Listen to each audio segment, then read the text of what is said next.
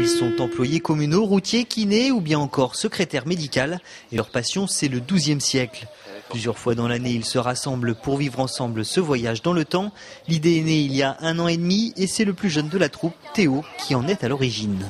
Un jour, je jouais dans mon salon au Playmobil, chevalier. Puis après, je dis à mon papa, pourquoi nous aussi on serait pas des chevaliers? Et mon papa il m'a dit, on pourrait. Et après on l'a fait. Et maintenant, voilà le résultat.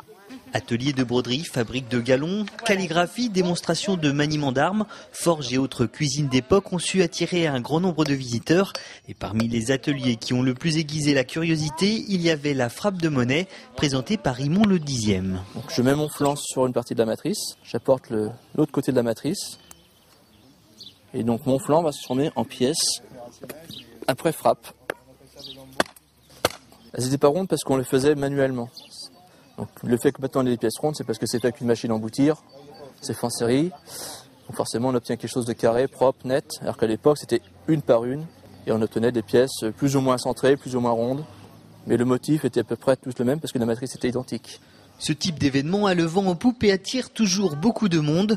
Petits et grands peuvent ainsi toucher du doigt une page de leur histoire et c'est sans doute là le secret de cette réussite.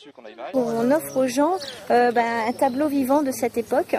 Et donc les gens, ce qu'ils veulent, c'est voir quelque chose de réel. Il y a peut-être aussi une envie de retour, pas aux sources, c'est pas le mot, c'est peut-être pas le terme, mais en tout cas de retrouver des vraies valeurs de vie.